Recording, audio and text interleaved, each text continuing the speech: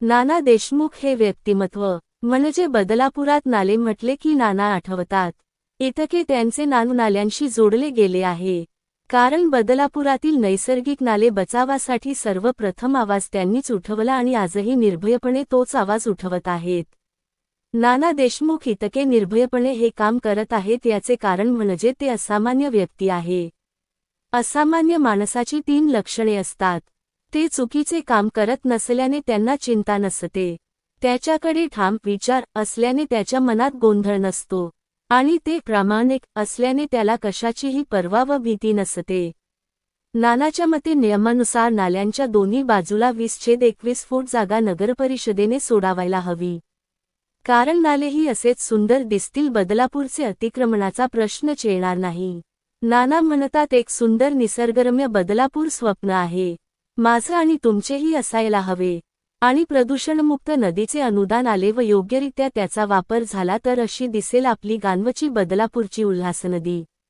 आनंदी आणि सर्वांना आनंद देणारी. पाहूया काय म्हणतात नाना. निसर्गरम्य त्यांच्याच फार्म हाऊसवर दिलखुलास गप्पाचा हा सिलसिला. स्वागत आहे आपलं श्री साम्राज्यामध्ये. आज आपण बदलापूर मधील नैसर्गिक नाले याबद्दल सातत्याने गेल्या 3-4 वर्षापासून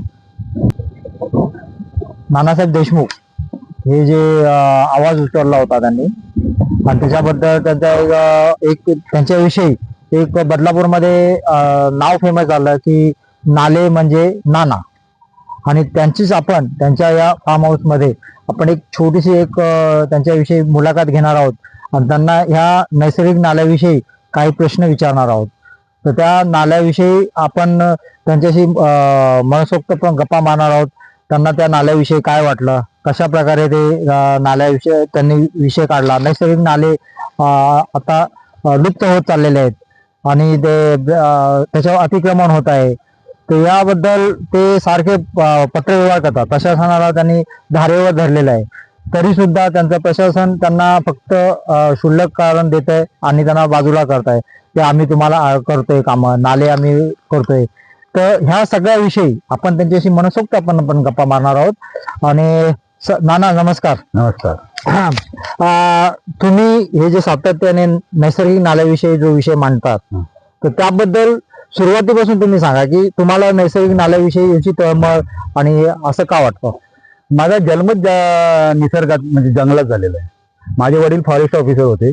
त्या फॉरेस्ट ऑफिसर असताना संपूर्ण आम्ही जंगलामध्ये राहतो. फॉरेस्ट ऑफिसर आता जे शहरामध्ये तसे नाही, पूर्वी जंगलामध्ये राहायचे. जंगलामध्येच त्यांचे घर असायचे आणि त्या घरात आमच्या ज्या घरावर आम्ही हसायचो खेळायचो ते आमच्या पालण्यावरून साप फिरायचे, वाघ शेजारून उठायचे. पण त्यावेळेचे वाघही हिसरण होते, आता जशी माणसं हिसर आहेत. म्हणजे त्याच्यामुळे तेव्हापासून मला निसर्गाचं प्रचंड वेळ आहे. आणि माझे वडील फॉरेस्ट ऑफिसर असल्यामुळे नेहमी म्हणायचे, मला बोलायचे, नाना बाळा, कुठलीही बी जे आहे ते फुकट जाता कामा नये. परमेश्वराने तिचं बीज तयार केलंय, म्हणजे उगवण्याकरता केलंय, जिवंत करण्याकरता, ते जगलंच पाहिजे. ही गोष्ट माझ्या मनाला खूप भावली.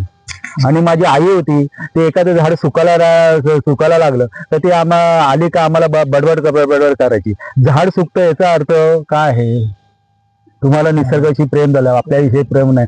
जसं आपण शेजार आपली घरची मुलं भाऊ सांभाळतो तसे ते आपले भाऊ बहिणी आहेत झाडं, ते तुम्ही सांभाळले पाहिजेत.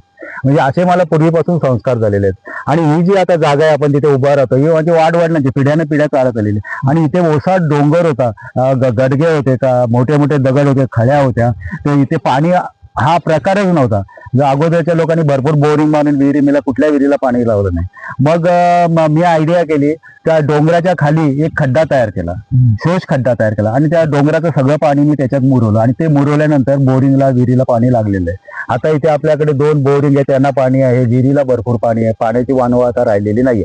आणि हे इथे जे शुष्क होतं, म्हणजे काढी उगवत नव्हती, त्या ठिकाणी आंब्याचं वन आहे, लिंबाची झाडं आहेत, पेरूची आहे, चिकूची आहेत, रामफळ आहेत, म्हणजे सगळ्या प्रकारची फळं आपण तयार केलेली आहेत.